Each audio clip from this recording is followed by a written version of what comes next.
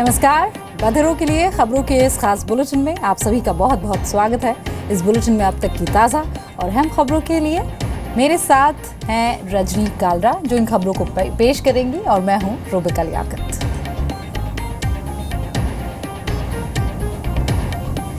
जम्मू कश्मीर में लगातार cease fire violation कर रहे पाकिस्तान को भारत ने मुंह तोड़ जवाब दिया है। बीएसएफ की जवाबी कार्रवाई में अब तक 15 पाक रेंजर्स को मार गिराया गया है। वहीं कल पाकिस्तान ने लाइन ऑफ कंट्रोल के पास पल्लनवाला और सुंदरबनी सेक्टर में सीज फायर का उल्लंघन किया। नौशहरा सेक्टर में भी आज सुबह 5 बजे से भारी फायरिंग हो रही है। गृह मंत्री राजनाथ सिंह ने बीएसएफ को करारा जवाब देने के लिए कहा है। राजौरी ने लोगों में दहशत का माहौल है। उनका कहना है कि इतनी गोलीबारी उन्होंने पहले कभी नहीं देखी। सर्जिकल स्ट्राइक के बाद से अब तक जम्मू कश्मीर में पाकिस्तान करीब 45 बार सीज फायर तोड़ चुका है।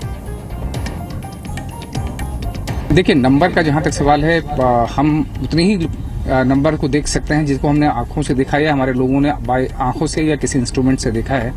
और हमें लगता है कि वो कम से कम जो है वो स्नाइपिंग के बाद वाले फिगर वो कंटिन्यू कर लें तो करीब 15 के आसपास है। जम्मू के आरसपुरा सेक्टर में पाकिस्तानी गोलीबारी में शहीद हुए बीएसएफ के जवान को जितेंद्र कुमार को आज आखिरी सलामी दी गई। बिहार के मोतिहारी के रहने वाले जितेंद्र कुमार 26 अक्टूबर को हुई गोलीबारी में घायल हो गए थे। शहीद के परिवार में मातम है। शहीद की बेटी का रो रो कर बुरा हाल है। शहीद जवान की बेटी ने ये बताया कि उसकी अपने पापा से 5 दिन पहले ही फोन पर बात हुई थी। 20 अक्टूबर को घुसपैठ रोकने के दौरान जितेंद्र सिंह शहीद हो गए थे। कश्मीर के सभी प्राइवेट और सरकारी स्कूल 8 जुलाई से बंद हैं, लेकिन अलगाववादी नेता गिलानी को पोती ने बंद के बावजूद गिलानी की पोती ने एग्जाम दिया। अलगाववादी संगठनों ने कश्मीर के सभी स्कूलों को बंद करवाया है, लेकिन श्रीनगर के 3 स्कूल्स में इंटरनल एग्जाम कराए गए। एक इंदौर स्टेडियम में कड़ी सुरक्षा व्यवस्था के बीच ये परीक्षा कराई गई। इन्हीं में से एक स्कूल में अलगाववादी नेता सैयद अली शाह गिलानी की पोती भी पढ़ती है। आतंकी बुरहान के एनकाउंटर के बाद अलगाववादियों के विरोध की वजह से 3 महीने से कश्मीर में स्कूल बंद हैं। पाकिस्तान बलोच नेता शब्बीर बलोच के समर्थन में विरोध प्रदर्शन अब तेज हो गए हैं। शब्बीर बलोच के परिवार वालों ने कराची में प्रदर्शन किया। शब्बीर 4 अक्टूबर से गायब है। आरोप है कि शब्बीर की गुमशुदगी के पीछे पाकिस्तान की सेना का हाथ है। शब्बीर के लिए इससे पहले भी कराची और क्वेटा में प्रदर्शन हो चुके हैं। बलूचिस्तान और पीओके के लोग चीन पाकिस्तान इकोनॉमिक कॉरिडोर का जोरदार विरोध कर रहे हैं। इनकी आवाज दबाने के लिए पाकिस्तान की सेना लगातार बलूचिस्तान के लोगों पर जुल्म कर रही है। 22 साल के शब्बीर बलोच स्टूडेंट ऑर्गेनाइजेशन के मेंबर हैं। पाकिस्तान हाई कमीशन जासूसी केस में दिल्ली पुलिस ने एक और आरोपी को गिरफ्तार किया है। दिल्ली पुलिस ने शोएब नाम के एक युवक को राजस्थान के जोधपुर से पकड़ा है। शोएब पर कल गिरफ्तार किए गए रमजान और सुभाष के साथ मिलकर जासूसी करने का आरोप है। शोएब पासपोर्ट बनवाने के साथ लोगों को पाकिस्तान का वीजा दिलाने की भी भूमिका निभाता था। इस दौरान वो पाकिस्तानी दूतावास के अधिकारी महमूद अख्तर के संपर्क में आया। शोएब 6 बार पाकिस्तान जा चुका है। पाकिस्तानी अफसर को 48 घंटे में देश निकाला दिए जाने के बाद पाकिस्तान की बदले की कार्रवाई पर विदेश मंत्रालय ने विरोध जताया है। विदेश मंत्रालय ने कहा है कि पाकिस्तान में भारतीय उच्चायोग के अफसर सुरजीत सिंह पर लगाए गए आरोप पूरी तरह से गलत हैं।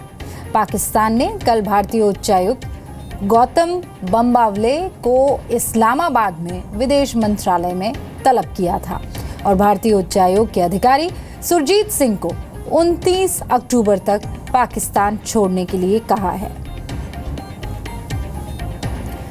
भारत में चीनी सामान के बॉयकॉट के मुद्दे पर चीन की तरफ से एक बयान जारी किया गया है।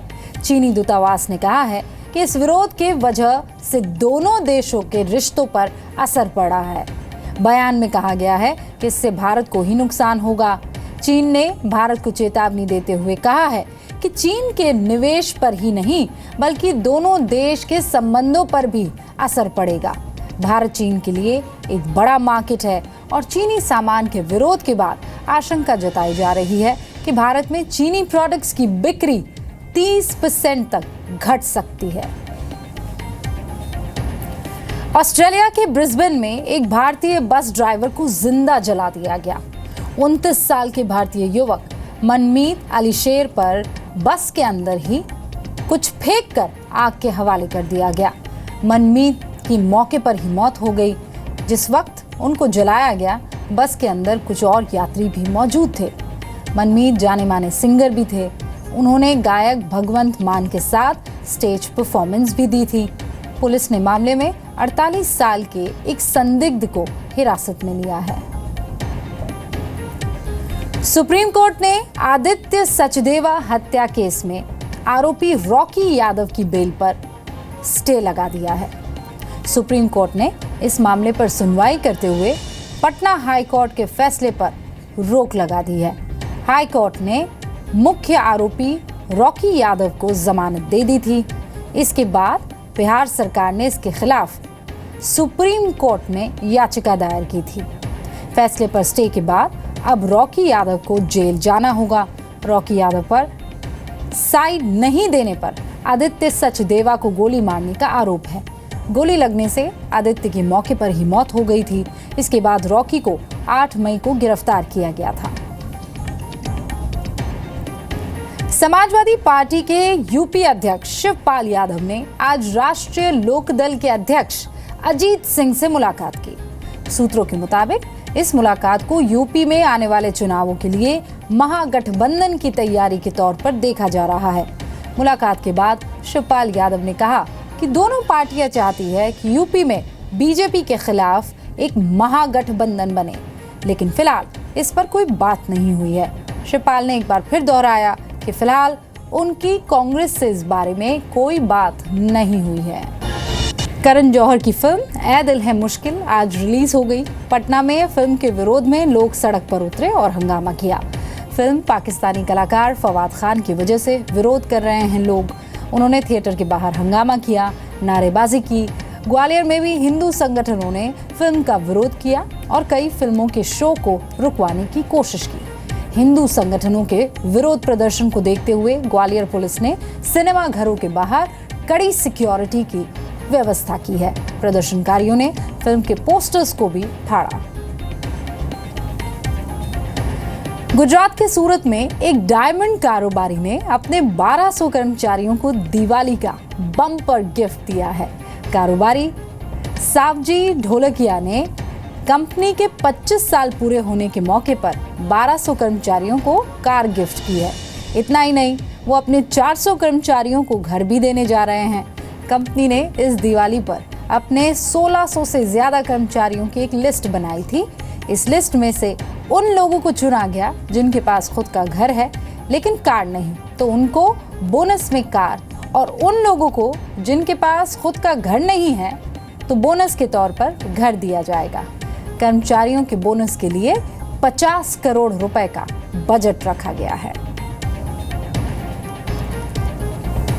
दिवाली पर मध्य प्रदेश के रतलाम का प्राचीन महालक्ष्मी मंदिर माला माल हो गया है। 100 करोड़ से ज्यादा की कीमत के नोट और गहनों से मंदिर को सजाया गया है। यहाँ बड़े बड़े कारोबारी थाली में नोटों की गड्डियां चढ़ाते हैं और बदले में इन्हें एक टोकन दिया जाता है। भाई दूज के दिन कारोबारी टोकन देकर अपना पैसा वापस ले जाते हैं। खास बात यह है कि इस लेन देन का कोई हिसाब किताब नहीं रखा जाता है। बधिरों के लिए समाचार के इस खास बुलेटिन में आज के लिए बस इतना ही। कल दोपहर 3:30 बजे हम फिर हाजिर होंगे दिन भर की बड़ी और नई खबरों के साथ। नमस्कार।